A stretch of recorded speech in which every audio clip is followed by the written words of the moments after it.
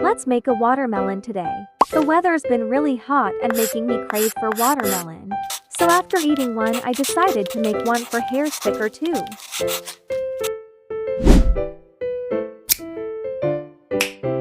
I cut the white piece thin instead of overlapping so the design won't be too bulky. Now you need to glue the pieces down. I like using Uhu glue as it's easy to control and holds the pieces even after hand washing.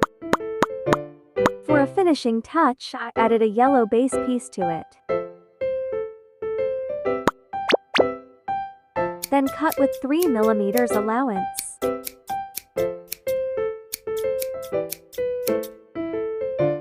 Lastly, hot glue it onto the hair sticker patch.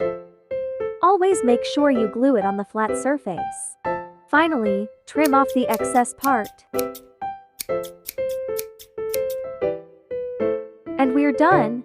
Thanks for watching my video.